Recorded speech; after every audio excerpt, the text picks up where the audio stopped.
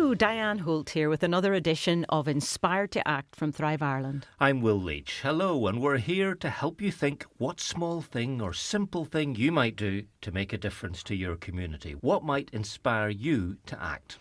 We love introducing you to people who've done it already.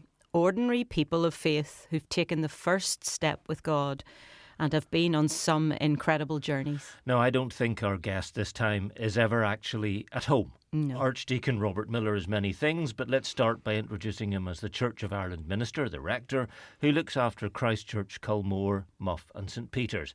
You'd find him in the rectory on the Culmore Road in Derry. And you'd also find him in the rectory on the Culmore Road in Londonderry. Same place. Same city. And that's what this is about. Robert's work not only in Christian ministry, but in conflict management and peace work, when people don't agree, not least in the names for places or things. So welcome, Robert, and thank you for driving all the way from the northwest down that terrible road. Oh no, it's much better now. That lovely series of dual carriageways. Yes. Thank you, Robert, for No making problem. the journey. We love it. So, Robert, you weren't always this really important archdeacon. Tell us a wee bit about the little boy, Robert. Like, what was it that you loved to do when you were little and what inspired you as a child? Oh, my goodness. Well, I suppose one of the things, I'm an identical twin, so it kind of came in a double package. But I've always enjoyed singing and being a part of, choirs in school and so on, and in church was a big part. So music was always something that was very important to me. So that was one of the things I loved doing. And then actually, in terms of the outdoors, being out and about, I was a member of the Army Cadet Force in school, and that gave me lots of opportunity to travel and kind of be with big numbers of people the same age and stuff. So those were two things that I loved doing. So you mentioned singing, and did you sing in the church choir then? Were you a church goer with your family? Were your family all very much involved with the church? Yeah, we grew up as a church going family, really. My twin brother and my older sister, and we went to St Augustine's, a wee church on the walls, which proved some interesting memories from time to time, just because of where it was. And Paul and I sang in the church choir. In fact, we all did at one point. And my voice never actually kind of broke. It just changed gradually. So I sung in every part of the choir. So what, you were soprano, then it's sort of alto? Yeah, soprano, tenor. alto, tenor, and then kind of settled in the bass section. So that's where I kind of landed. Church was important, but as well as church, the Crusader movement, which is now called Urban Saints. Paul and I belonged to the group in Londonderry, or the class as it was called at that point, and then went on when we went to university and led in the Malone group and so on. So that's been a very important part as well, kind of Christian ministry and experience to it. And actually faith would have come through a teacher in P7 who started a scripture union in what was a new primary school at that stage of Lisnagalvin. Oh. You went to Queen's, you mentioned, studied microbiology, as all prospective ministers do, obviously. Foundational. What's going on there? Well, it's a very interesting story in the sense that I suppose Paul and I had talked about where we felt God was calling us, and we both felt it was towards medicine. As I'm sure you know better than me, never make a deal with God. He holds all the cards. I had been thinking about ordination.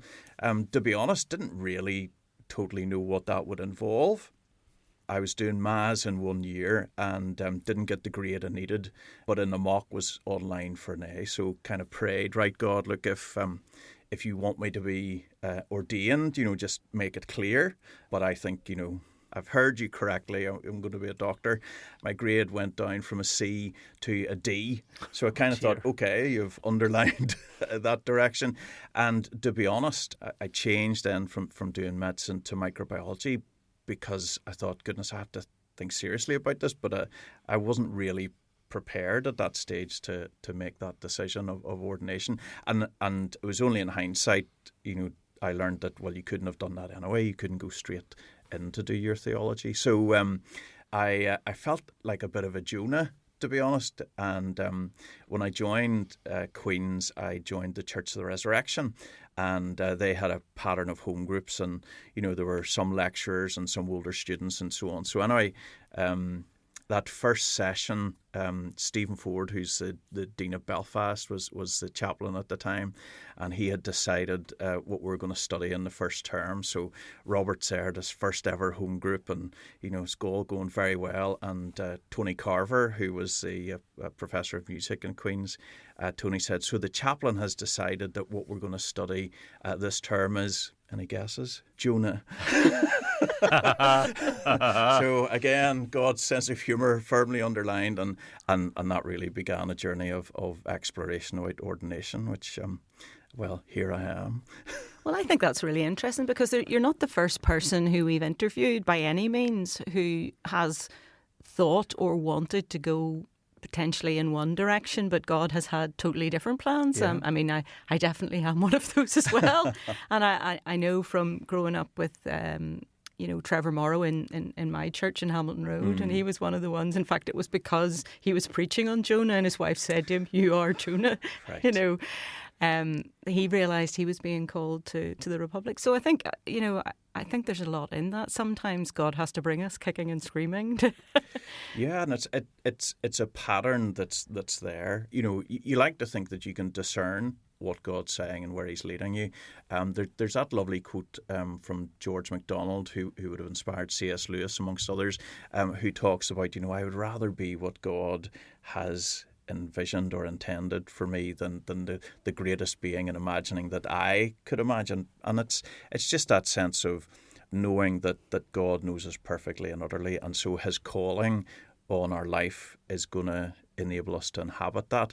Sometimes I think we can slip into a view of God's only ever going to ask us to do something we don't want to do. Don't really subscribe to that. I think, God wants us to have a sense of joy in our identity and our gifting, and therefore I feel there's nothing that pleases Him more than the sense of us taking joy in what we're doing, So there's a sense that whilst it maybe wasn't where I naturally inclined towards thinking God was calling me, but I've had a great time. I can tell. So you trained, that was in Dublin, wasn't it? Yes. So all Church of Ireland clergy train in what's now the Theological Institute. It was a theological college in Braymore Park in my time. And it was an interesting place to train, and it probably had a more liberal Catholic leaning, which I found a bit challenging. But it made you think through, why you believe what you believed about God and Scripture and so on. And so ultimately, I think that it was a good training ground, for that reason. First thing they did then, when you're fully formed, and I know that's always a joke, they send you off to the country. Send you off to Dromore Diocese, don't they? Tullylish. Well, no, before Tullylish, I was in Shankill Parish in Lurgan. Oh, right. Yeah, so... so equally wild. It was Lurgan. I enjoyed the Lurgan people hugely because, as I was famously quoted in the local paper welcoming, what you see is what you get. It's a huge parish, 1,400 families when I went there. The beauty of it for me was there were a number of people on the team. So Ken Good, who went on to be Bishop of Derry and Raphoe, was my training rector.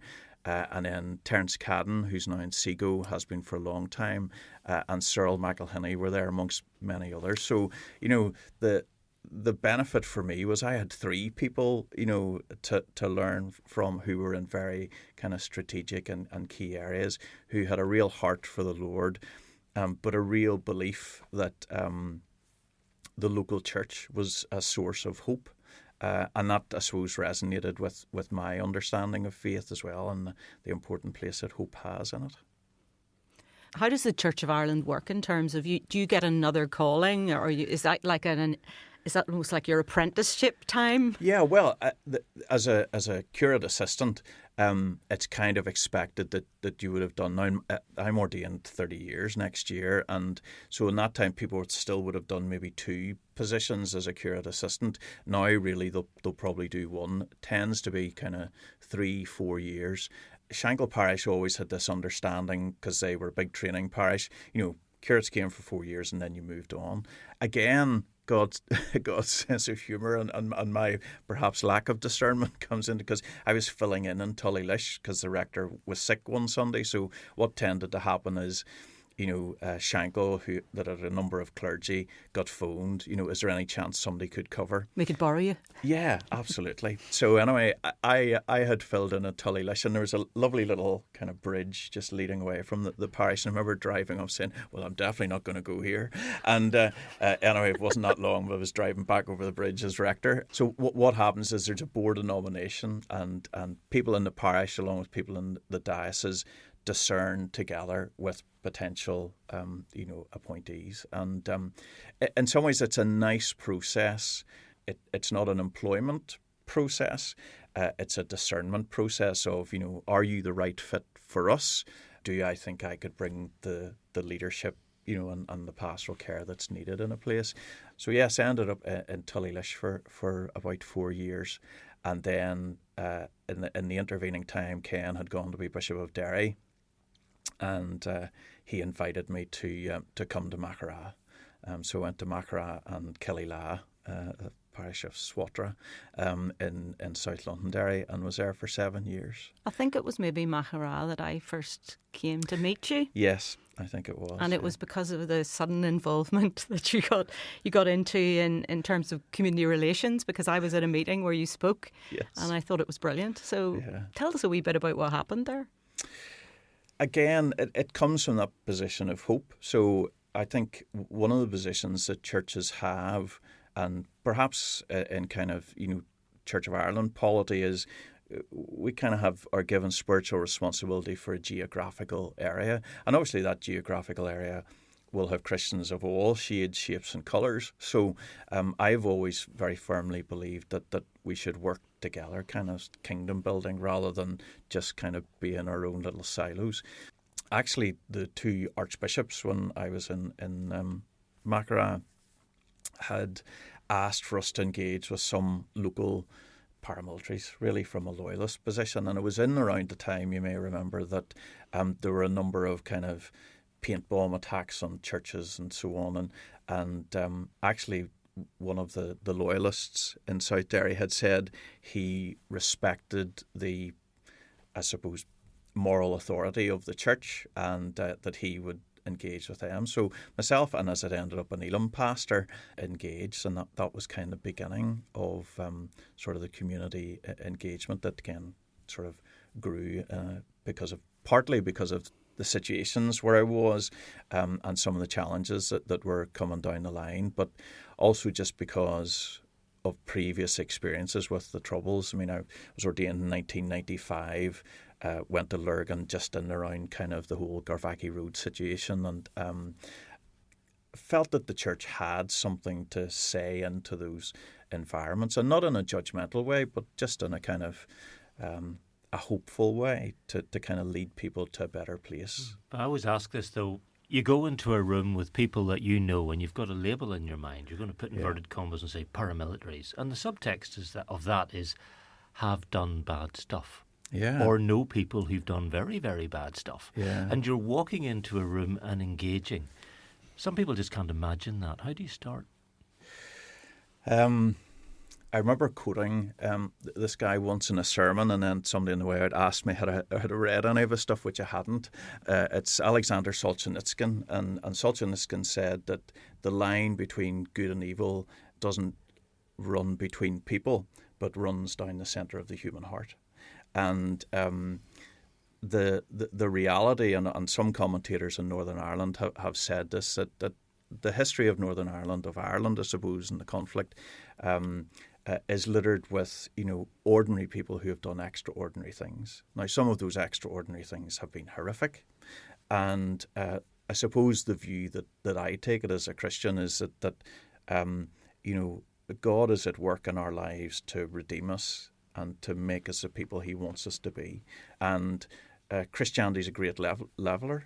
All have sinned and fall short of the glory of God. There's no moral high ground in that particular part of the verse. But it goes on to remind us that we are the same people then who are redeemed because of God's grace. So when I sit down with people, and my mediation training kind of backed this up too, that, I try and not define someone else's motivation for doing something, but I might disagree with the outworking of of their motives, and I suppose what I like to think I can do is show them that there's actually a better way than resorting to violence or intimidation. I know I've been involved in some of that work in Newtownards, and that's probably why we ended up in the same room, because we were in that work together. But one of the things that I felt was really challenging was the cultural differences that existed between, for example, those who were in the church and those who were in the community, particularly from the loyalist communities. So how did you sort of overcome that? Because it took a little while. It takes a long time to build up trust in relationship. Yeah, I suppose what I found is that some of the people that I have worked with are very suspicious. They tend to think there's ulterior motives, in my approach and in my role. And well, first of all, I like to work with someone else, so I have a co-mediator often in these situations. And in fact, I've worked for the last 20 years with one in particular. But the key thing is that it helps you to listen. So when you have someone alongside you listening to other people, it hopefully avoids you going down the line of defining what you think are the person's motivations. Because the most challenging thing in all of that to do before you start to kind of think things in your head about the other person is actually being aware of your own unconscious bias. And that's where working in collaboration with others can really help you, because the most challenging bit is, and I mean, you've probably done these things of reflective listening, and you sometimes think, how on earth did you get that out of what I said? But it's to do with the biases that are there and what they perceive. And because one of the things, obviously, as somebody who's ordained, is there can sometimes be this perception that, oh, well, you think you're better than me, and so sometimes you'll get people with a huge chip on their shoulder, going in, that they think I'm going to go in and sort of, lambast them from a moral position. So building trust and, I suppose, being aware of the cultural differences. In those situations, people don't want you to be like them, but they want you, I think, to appreciate the common humanity that we share. And for me as a Christian, I go beyond that and say, well, look, not just the common humanity, but the fact that we're all children of God, that we all sin, that we all struggle with that. Some of that has led to them doing things that, can be pretty horrendous. But I've also believed that, I'm not called to speak to those who are already convinced. Jesus didn't say, blessed are the peace lovers, because, I think we're all lovers of peace. We all want peace, but being a peacemaker is, you have to be determined to stand in that place of discomfort. And ultimately, the people that you work with, you want to make them uncomfortable with the position that they currently hold, which is perhaps to choose violence. We mentioned the 3 parishes you look after in Derry. Londonderry, and again, people have their own way of feeling about how they want to describe their home and their community. And I think there's probably plenty more of that work for you to be doing. I think you're doing loads. Let's face it, we all know what the Northwest can be. It's the same as everywhere else. But you have experience of dealing with parading. You talked about the Garvackie Road and about the Loyal Orders and how they see everybody else. And that is a particularly difficult nettle to grasp for any mediator, I would say. I mean, it is, isn't it? Yeah, absolutely. But I think if you come from the position that, the vast majority of people, whether they're in the Loyal Orders or in a particular denomination, that, they see their membership as an outworking of their Christian faith. Now, I'm not a part of any of the Loyal Orders, but I like to view myself as a critical friend. In the sense of, the person who would say, no, do you know what, that jacket that you want to buy really is horrible. Speaking the truth in love, although I remember somebody saying, if somebody ever says you want to say something in love, just start running, at that point, because it's going to be very uncomfortable. It's the same as kind of no offence. Well, the next thing you're going to hear is going to be very offensive. Yeah, now I'm just about to be offensive, yeah. So for me, first of all, it's trying to, and this is where collaboration I find to be very helpful, where you come to somebody and you say, look, we really want you to look at this situation. So you want to help them to gain perspective, but also sometimes people can feel that their position isn't respected, that it's not actually being heard, because all the people that are receiving what is being said, have an agenda, or they have a concern, or they have an unconscious bias, or whatever it is. It might be a conscious bias. So in the work that I've been engaged in through the years, a lot of it is about helping different elements, sides you might want to say, although it's not always as clear as that, to hear each other. And certainly some of the work in South Derry was in and around that of first of all, helping to ensure that it was a safe environment for all of those involved in and around some particular parading issues, but also enabling that the wider society could come to that place of respectful listening and I suppose an exploration with groups that a shared space is not the same as a neutral space.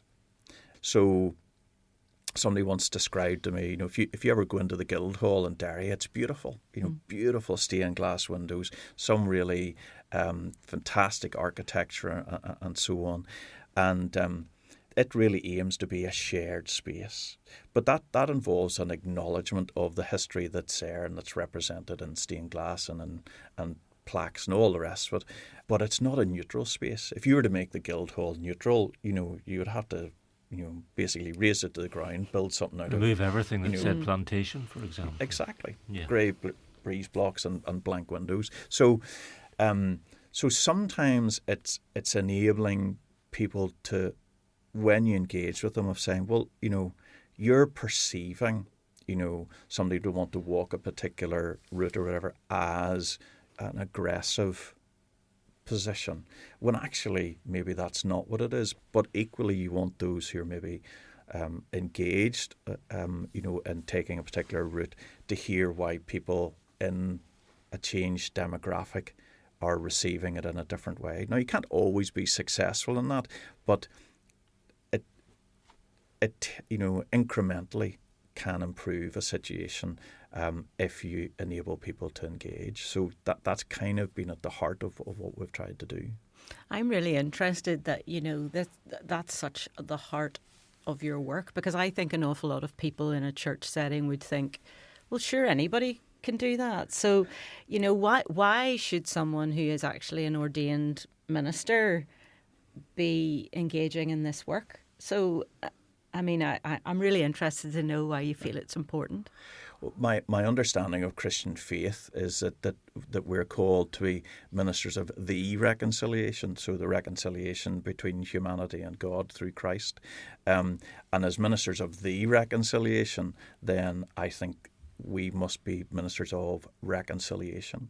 And so that's about bringing people together. I had a very interesting encounter at one stage where we brought, if you like, kind of, Christian, Anglican, Church of Ireland, Protestant Unionists from Macarad to meet, Christian, Anglican, Church of Ireland, Protestant Nationalists in Sligo. In fact, there was a Republican there as well. And just to get the full set. Just to get the full set, But, it's those discussions were very interesting because, they had a lot in common. Yeah, they had so much in common, and the general kind of Mm. Irish identity. Actually, our facilitators got stuck in an orange parade. How ironic, but anyway, and so we kind of had to start ourselves. And honestly, the storytelling and the sharing. And then later on in the evening, it led to that kind of, but, how can you be all of these things that are in line with what we, but yet hold a nationalist or Republican view? And actually, because you had established, the commonality of connection, there was really respectful listening. Now, I think at the end of it, there was still a bit of head scratching that went on, but I think if you can do that then within a wider community, because so much is kind of people talking past each other, or they're kind of caught in tropes that have just been repeated over and over and over without really hearing what the other person's saying, and in fact sometimes I think mishearing what is being said and interpreting it as well, they're dug in, they're not interested. And so a lot of what I am involved in is trying to say, well, have you thought about this? And I think as a minister, that's at the heart of reconciliation. There's lots of themes that come from that then, in terms of, the place of forgiveness, the place of redemption. And those aren't easy themes, but they're at the heart of our faith. Something has struck me though. Engagement, mediation, conflict management in a community sense. Yes, you approach it as a churchman. You're not just born knowing how to do that. You have to learn how to do it. You have to train to do it. You have to put some work in, don't you? Yeah, absolutely. Well, I mean, part of it is my kind of partner in mediation is a guy called Michael Doherty, and we're talking about Derry, Londonderry. Well, Michael's hilarious too, because Michael's Doherty, but when he's doing stuff in Protestant communities, he's Doherty. Oh, he's lovely. Michael's lovely. It's all in the name. He wouldn't be a Derry man, by he is a Derry man indeed. Very unusual name for Derry. And so, I mean, Michael has trained, many people. I mean, Michael's background, the first time I met Michael, I said to him, "You're very familiar." And he said to me, "Well, I probably talked about you behind your back." And I thought, well, that's very unusual. So and he said, "I was a barber." And then, yes, he was my barber. But Michael, Michael's own story is very interesting in that they would have cut the hair of the soldiers in Derry, and their barbershop was blown up. Him and his father, and they thankfully both survived it, but that led him then into kind of community development and peace building. And Michael has a very long and well established pedigree, and so I've learnt a lot from him, but have also been trained in mediation, working alongside him. And yeah, you have to be prepared to learn. I mean, we should all be lifelong learners. That's what discipleship's all about. I sometimes joke that when you become a Christian, along with the Bible, you should also be given an L plate, because that's what we're about. We're about learning. So engaging with people and learning to be a better listener, I think, is a really important thing, because when you engage with people, you can assume all sorts of things that sometimes aren't accurate at all, and sometimes are, but not well enough nuanced. And what a brilliant way to learn how to listen well, by being a barber, because you must spend your entire life just listening to people. And there's something about when you're getting your hair done that encourages that. But everybody's face back to front. The wrong way round, that's right, I know. But one of the other things that you mentioned when you were growing up, that you were attracted to the Army Cadets, and there's been like a through line of that through your whole life, really. Yeah, I mean, one of the thing, I mean, the Army Cadets is an absolutely fantastic youth organisation. Its motto is "Inspired to Achieve," and when I came through the Army Cadets, I currently serve as a chaplain to them, and really it teaches you how to present yourself. It teaches you the importance of self-respect, but it also teaches you how to communicate. So there's the young people going through it. They do different levels, a bit like Duke of Edinburgh levels. But a part of it, they will learn how to be instructors, and it's a brilliant way to enable young people to be better communicators. And certainly, I would say for me that was a big part in it.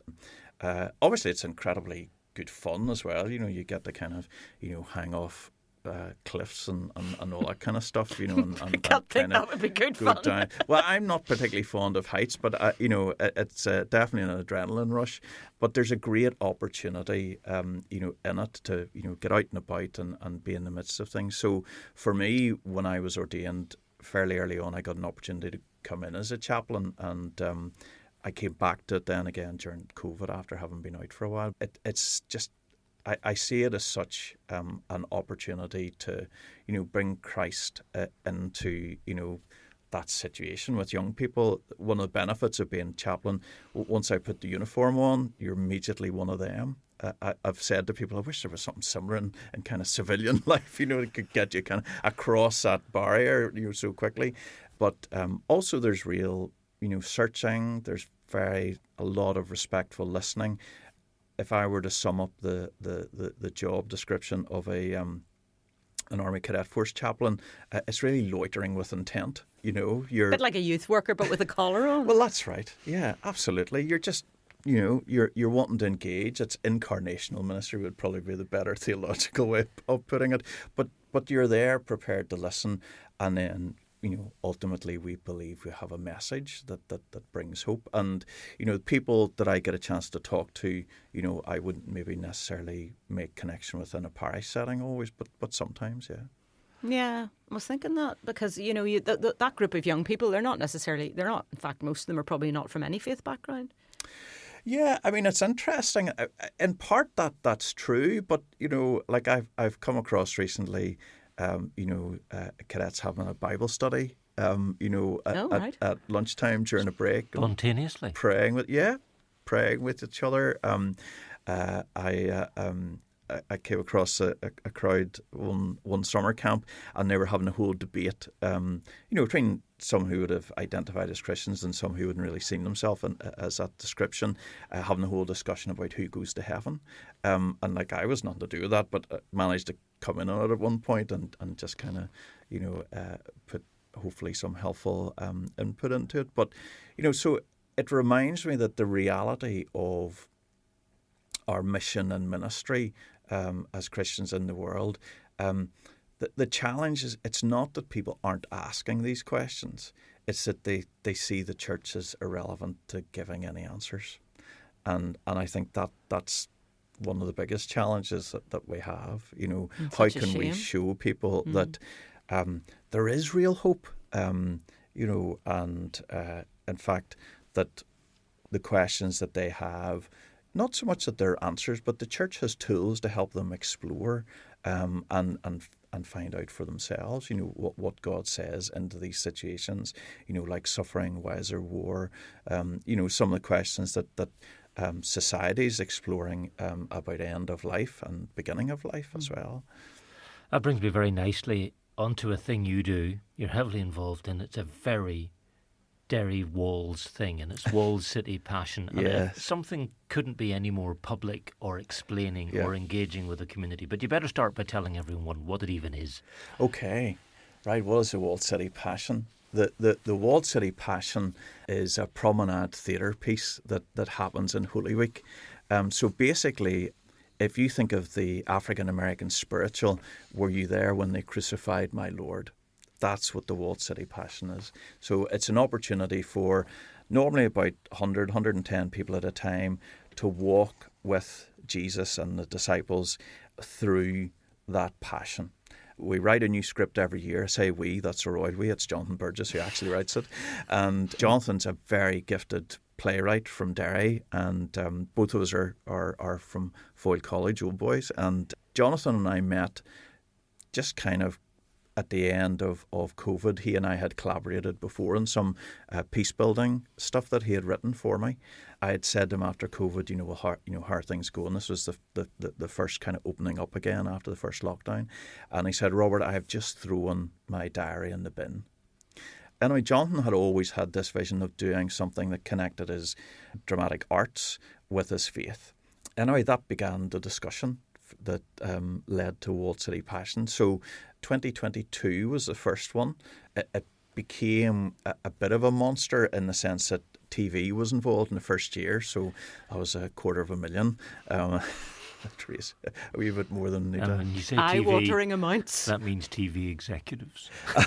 Well, thankfully I didn't Nobody have too wants much. that. No, they don't. Absolutely, you have more experience of that pain than me. But it really, I mean, it did kind of get it out there, and it was broadcast on RT and BBC on their online platforms.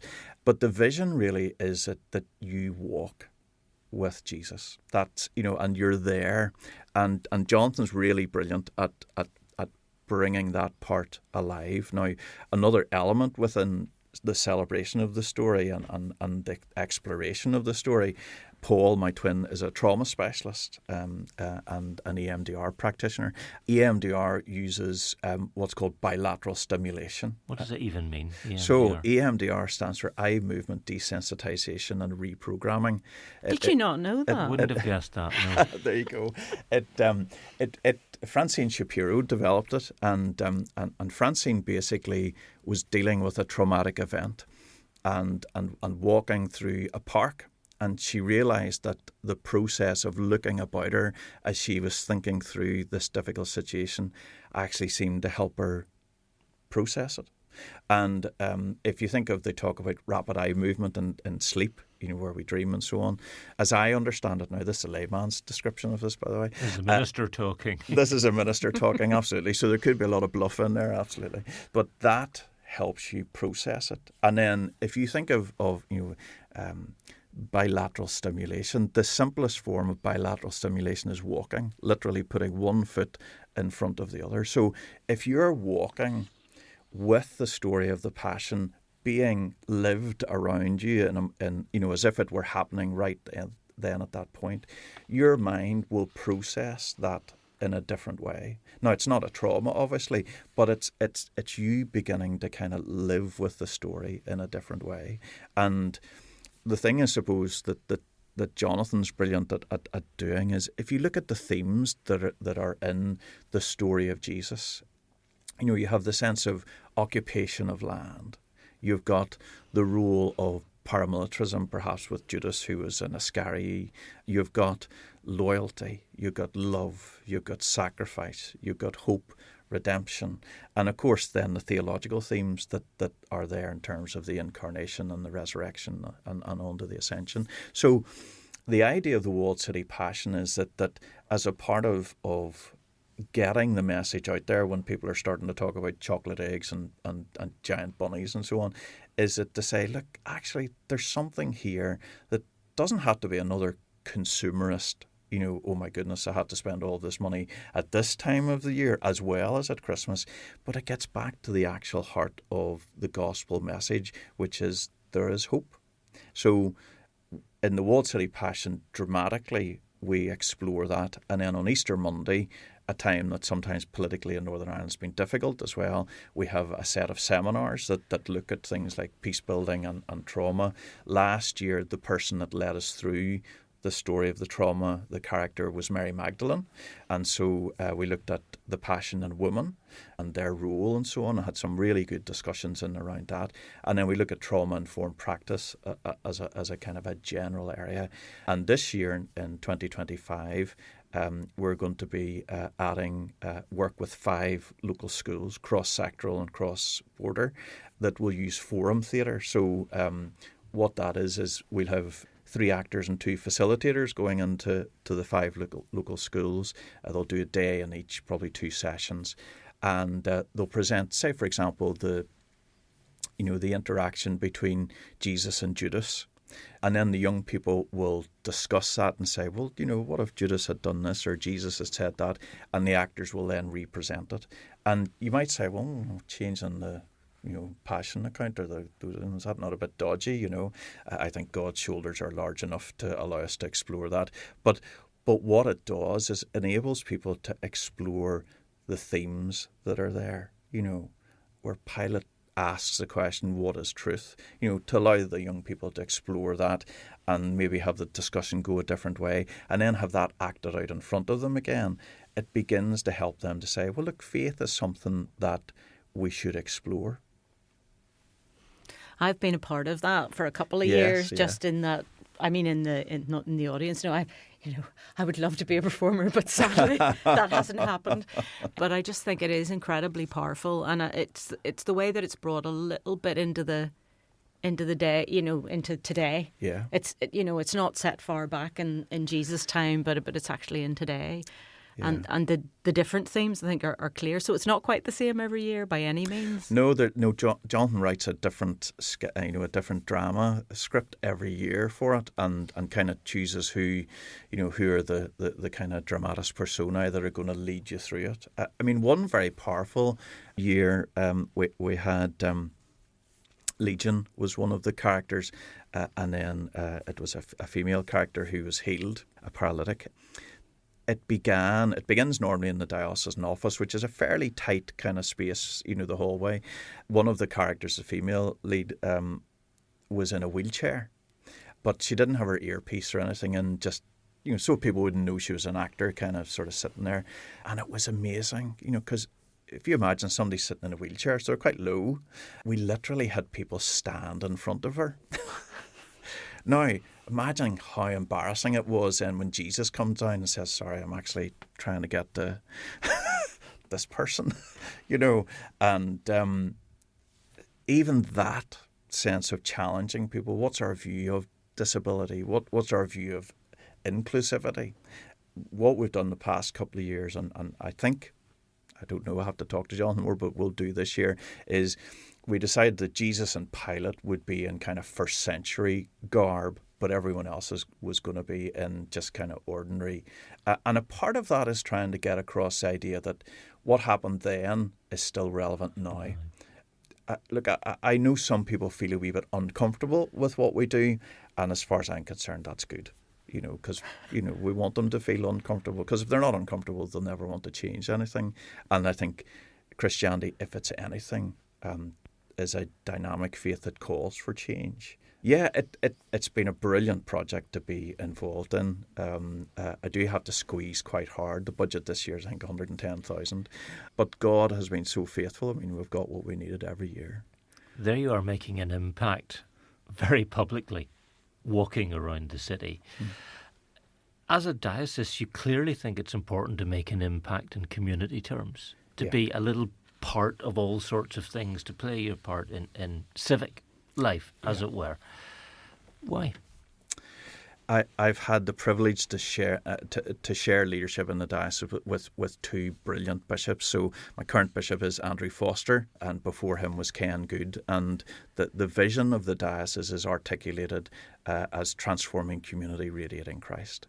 And if you take transforming community, that the church is to be a community that is being transformed, but we're supposed to be a part of the wider community, and we're supposed to be transforming that as well. And it's transformed one life at a time, and that begins most significantly with ourselves. So there's always been a very strong support from the diocese that's what we're about, that we want to see the local church, making a difference. And the reality is that the church makes a very great impact still, even for those people that maybe see themselves as only occasionally having a connection with the church. But we talked earlier about the paramilitaries who said, well, look, the church has a moral authority that we will accept. Now, sometimes they'll tell you to go and get stuffed, but, at the same time, they actually do respect that the church has a particular position.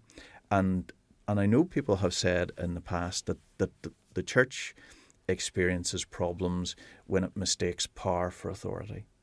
And for me, it's about having an integrity.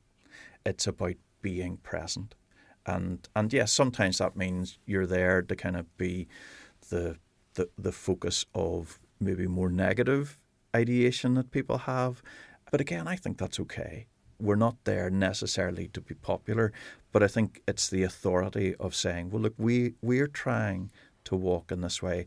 And if Christianity is anything, it's a faith about forgiveness and restitution, and that enables us to have hope. So in the diocese, there's always been that sense of we're engaged in community transformation, the transformation of a church community, but the belief then that transforming community in the midst of a society can lead to wider transformation. I love church community transformation. I mean, Will thinks I never shut up about it. So, I mean, that's just music to my ears. But I love the fact that, you know, you've used the word hope so many times. And what is it then? Is it the casting of a different vision that we need to enable people to see that hope? What is it that we're trying to show as the church, or you're trying to show as the church? Yeah. I love N.T. Wright's theology in and around the church. And he talks about, you know, when Jesus came, the Jews were waiting. They were waiting for a Messiah. And Christ has almost become Jesus' surname. And we miss the whole idea. It's the title of king. N.T. Wright has a book entitled When God Became King. And that's really, I think, as Christians, what we're wanting to embody. So we, in our own lives as individuals, but also as the community of the church, we're now living as if God's kingdom were perfectly present. Now, we don't get that perfectly right. You just need to look at the newspapers.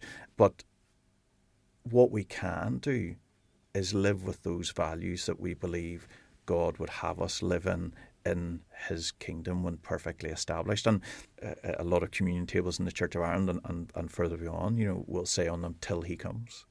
So we're living in a time between. We believe that Christ will come back. And so what we're trying to do now is live ready as if he were already here, knowing that then when he comes back, you know, in judgment. And our hope comes from the fact that God isn't distant from his people. God is present with his people. And we believe that is still true through his Holy Spirit. But we also believe he's going to come back.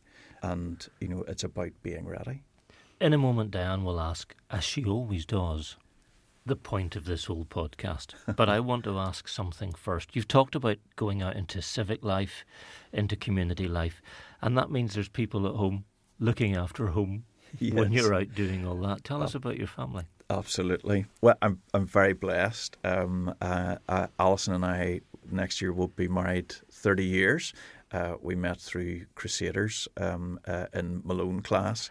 And well, at least it wasn't CISM. Like no, it wasn't CISM. I did do CISM as well, but it failed for you. It failed, yes. Come single, stayed single, and but no, Alison and I met through Crusader movement, and yeah, I mean, it's not always easy to be married to somebody like me, I'm sure. And Alison herself is a nurse and now a classroom assistant, and but she's always been very supportive, and you know, I think sometimes she felt maybe on a Sunday morning a bit like a single parent. But we have 3 children who are really no longer children anymore. But so Rachel, who did a theology degree in Union, nothing to do with me, it's between her and God. And so she worked for Scripps Union for a while and is now teaching. And Laura, who's doing a fashion and textiles degree in Wales. And Peter, who's doing an aerospace engineering degree in Liverpool. Yeah, they're great. And, you know, I've tried to enjoy them at every period. When I was first ordained, actually just before that, I met a number of clergy, older clergy, at the first mandate. That's how long ago that was. Oh, mandate. Yes, oh, I there remember. You go, Blast from the past. Blast from the past. And they nearly all, to a man, because they were all men at that stage, they said, a word of advice in starting ministry is don't ignore your family. Now, have I always got that right? Probably not, but certainly that's always been something very much in mind, that, you know, is to kind of be present. So yeah, they're great, and it's lovely to have them now all as adults. Our youngest is 19, so and engage with that way and see them exploring and at times struggling with faith as well, and trying to support that. The biggest challenge is trying to be as graceful to your family and their struggles with faith as you are to parishioners. Yeah, indeed. Well, you know, there are so many other things that we could ask you, but we'll probably need another one for that. So, but one thing that I do always ask is, we want other people to feel it's not just exactly the phrase that you used. It's not just extraordinary people. It's ordinary people who do extraordinary things, and that means that anyone can take that step. So would you have any thoughts or advice or something that you can bring to help people to take that first step? Or what would you say? I am a firm believer that God equips us for what he calls us to do. And we tend to enjoy doing the things that we're good at. So what I would say is don't despise the small things. Like, I know people who are on a journey of ordination and they really don't see themselves as having any particularly good gifts. But at the same time, I know they are the person that they're like a magnet. They have no problem talking to people. If somebody is kind of struggling, they are the person that they will go to. I know other people who have no problem in, writing music, and it comes, in inverted commas, naturally to them. And what I would say is, so consider what you enjoy doing, because what you enjoy doing is probably what God is calling you to do. And the illustration I use sometimes with the cadets, they to start them off cooking right out in the field, some very interesting things happen. But one of the things they get them to do is make hot chocolate, which, as you can imagine, can be very popular if you're cold, wet, and out and whatever. But the worst thing you can do is add the chocolate powder too soon. Add it to cold water, and it just kind of floats in these big, really globule things. Yes, yeah, and they're really not nice to right. So our faith is to be like a really well-made hot chocolate. The powder is whipped through everything. It flavours everything. It's not caught up in big kind of dry, tasteless lumps, but it's there through the whole thing. And to do that, the water needs to be warm enough. So the temperature of our hearts and minds needs to be open and prepared to listen to what God's calling us to. And that's not always what we think he's calling us to. But that's what I would say. What kind of warms your heart in terms of what you enjoy doing? And then ask yourself, how can your faith percolate through that and flavour it? Robert, thank you so much. It's been really fascinating, and I do hope we get another conversation at some point. Can't thank you enough for making the journey down those lovely new roads in difficult winter weather and coming to see us, and for being so candid. Thank you, Robert. No problem, thank you.